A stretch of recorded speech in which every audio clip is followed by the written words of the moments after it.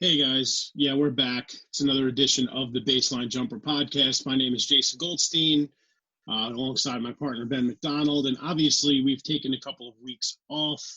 We broke down The Last Dance, and then we decided to take a small hiatus. And the world sure looks a lot differently than it did last time we recorded, Ben. So I think before we get back into basketball talk, because there is a lot of exciting things on the horizon for the NBA, we have to address what is going on in today's society. And I don't want to speak for Ben. He'll say his bit, but I just want to say that us here at Baseline Jumper, we stand in solidarity with the Black community. We fully support the Black Lives Matter movement.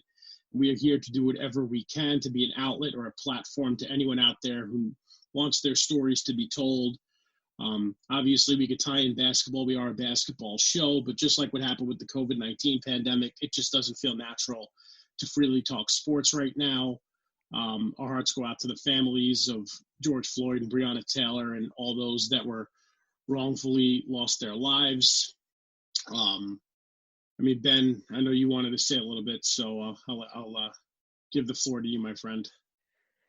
Yeah, we're very, very grateful and lucky and privileged to have the platform that we do. So it is a situation where it's important for us to be able to speak out, but at the same time, I think for the two of us, both being, frankly, being white men who have some degree of privilege, it's important for us to say that I think from our perspectives, we're really hoping as much as we can to empower the voices of people of color in this country, to support those. And so, there's a lot better people than us who can tell you things. There's a lot of people. Trevor Noah had a really great video on this. There's a video on YouTube about how we can win, or how can we win, excuse me. DeRay McKeeson has a lot of great stuff too. I recommend looking at those.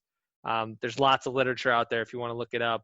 Jason's even got the Trevor Noah book behind him. So I really recommend to everyone out there, as much as we can, as Jason alluded to, we're trying to be allies to people of color. And I really recommend for everyone out there, take a minute, try to empower those communities, listen to them. I think for us, this introduction is such an important opportunity for us to speak on this crucial issue that's a national issue.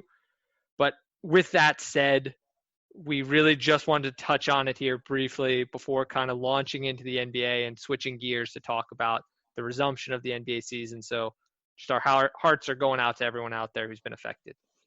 Yeah, for sure, man. Look, I know, I don't know about you. I know you're not as big of a social media guy, but I'm always on, Instagram, Twitter, Facebook, and social media is real tough to look at these days. And, I just want to encourage those, if you're posting on your Instagram that Black Lives Matter, go out and do something about it. Okay. Don't just look to be a part of something just to say that you were a part of this movement. Actually go out and educate yourselves, because you and I are sitting here tonight as two privileged white males, and we don't know what it's like to be oppressed in our society. But I for sure know a lot of people that do. I played high school football. Shout out to Port Richmond in Staten Island, New York. And a bunch of my old teammates and I reconvened this week. We're trying to set a few things up to help the youth out on Staten Island, sort of repair their relationships with the NYPD and vice versa. So these kids growing up don't have these fears of what it's going to be like if they encounter someone in law enforcement. And we don't want those in law enforcement to worry about, every kid they see if they're going to try and, hurt them as well. Look, I'm completely on board with this movement. I am anti-racist. I'm trying to walk the walk, not just talk the talk, but I am also pro-law enforcement, because a lot of my very close friends are, police officers, state troopers, and they're great people. And I understand that what happened to George Floyd is despicable, and those cops were not cops. They were just bad men with badges, and they deserve whatever punishment is coming their way. But that shouldn't take away from the hundreds of thousands of other excellent men and women in law enforcement and all the other successful people of color as well. We need to come together as one, stop the violence, and just try and move on and evoke some real change. Look, we've been down this road so many times with Trayvon Martin and Eric Gardner and all these unfortunate lives that were lost. And I think this is it, Ben. I really do think this is the one that's going to invoke some serious change. You're seeing around the world people rallying together, Fortune 500 companies rallying together, pledging donations helping anyone who needs it. I think this is the time, and I think change is on the horizon, but just no more violence. No more innocent people need to die. We could come together for this cause in a much safer and peaceful way. You know, I even saw something on Twitter today, Ben, that just made me sick to my stomach. There was a guy, a white male, and he was kneeling on a doll's neck and mimicking the way that George Floyd lost his life. And that was despicable. He was called out. He was fired from his job immediately, probably should be prosecuted. These things are not okay. And I understand that, you know, if you're a part of this movement, if you're a person of color and you're seeing this video, that's going to enrage you even more, and you have every right to feel the way that you do. But I just ask, you know, from my position is I'll do whatever I can to help, but the violence, just no more, you know, please. It's been really hard on everyone, especially, you know, the Black community, and we stand with you, Ben, and I love you. We stand with you, and we just hope that, you know, better days are ahead. Yep. And I think what you said there at the beginning, Jason, I would just encourage everyone out there, you know, do something, whether that's going out there and joining a march and a protest, reading the voices of people of color, listening, just going out, doing some research, finding out about that, supporting reform if that's applicable. Pittsburgh has embraced the 8 Can't Wait. So anything like that you can do to benefit the communities that are here and being affected and helping with people of color, again, encourage you to do so. But with that, Jason, I'm going to kind of change gears. This is an NBA podcast. And so kind of with that in the rear view, obviously there was another big development within the NBA coming back. It's a little bit controversial itself in terms of what happened. But Jason, I'll kind of kick to you about the return of the NBA within the bubble in Walt Disney World, or campus-like environment, excuse me.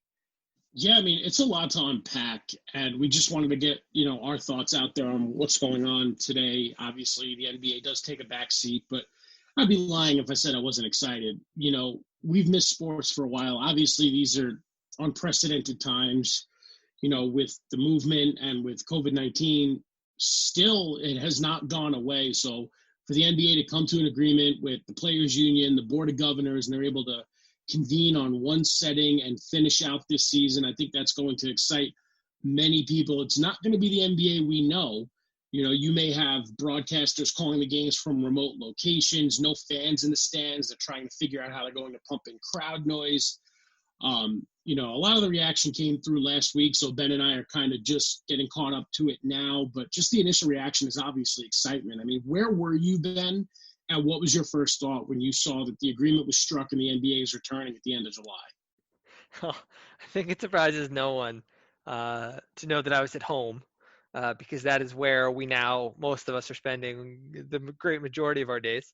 Hey, so New Jersey lifted the stay at home today, and I have really good friends in Pittsburgh, and my friend's wife got her hair done. So you guys seem to be, you know, having a little bit more normalcy than we are here in New Jersey. We're getting there. I mean, to be honest with you, I'm not complaining about work from home. But at any rate, I was at home, and, you know, the truth of it is that I got very excited, and I told my wife because I was excited to see the NBA come back. And that's selfish, and I understand that. And there's safety concerns, and there's a million things, and I get all of it, and it's all very important. And I don't for a minute want to say anything against that. And frankly, at the end of the day, I'm not sure I should be proud of being as happy as I was, but it felt like some normalcy coming back. With the NBA coming back, having that thing to distract from everything else going on. When there's something tough, you have the NBA to watch. When you're bored, whenever there's stuff going on, it's nice to have this game that, you know, both of us love so much come back. So that was my first reaction, was just how happy I was to see that my favorite sport, the sport that I love to watch, love to play, was coming back, and that soon enough we'd get to see the NBA season resume and the NBA playoffs coming. Yeah, it's a lot to unpack. So I guess to break this down in our own way, 22 teams got the call. So you have, if you're within striking distance of a playoff spot, you're in. So you have the majority of the Western Conference going, with the exception of Golden State and Minnesota, 2 teams which I think will be on the rise come next season with the cores that they have assembled there. And then, of course, 9 teams in the East. So each team's getting 8 regular season games is sort of a jockeying for position type of situation. And then after the 8 games, the 8 and 9 seed, if you're 4 games back or more, you're done. If you're less than 4 games back, there will be a play-in tournament that ensues. So I think that in the West, because you and I talked all season about the race for 8 and all these teams that are there. I mean, the Suns are even going, the Kings, my New Orleans Pelicans have a chance to make some noise. You got the Spurs there, you got Portland, they're getting Nurkic back, they're getting Collins back. They have a lot to play for as well. So I think we're going to see a play-in tournament in the West. I think the East is solidified. Washington is too far back in the Magic. So it's going to be pretty interesting how they're at least giving these teams a fair shake. But if you're one of the 8 teams that didn't get the call, right, they were left at the altar. I mean, are you upset? Like, do you think these 8 teams should convene for some sort of summer league? Because looking at this, and we'll get into this later, but this pushes back the entire NBA calendar, obviously. So if you're the Knicks, if you're the Hornets, if you're the Bulls, I mean, you're going to go from March 11th all the way to December without playing a meaningful game. I mean, they have to get these guys on the court in some way, shape, or form. Don't you agree? So it's going to be really, really interesting. I mean, I think one of the biggest things you touched on is the schedule piece of this. I don't feel like those 8 teams, I mean, if anything, I think it should have been fewer teams going in the first place. I felt like the extra 2, the Wizards and the Suns, really don't need to be there. Neither one of those teams is going anywhere. Bradley Beal and Devin Booker might have something to say about that. Yeah, I don't think they're leapfrogging those other teams. So color me skeptical on that one. I don't think they're going to leapfrog, 4 other teams in the West. So I'm not super optimistic. I think a lot of this is going to boil down to very little, because one of the things is that the schedule, beyond the fact that I'll get to in a second, the piece that it has for the next season, but the other piece is the difficulty of the schedule is ratcheting up, because all of the really easy wins on the schedule are out.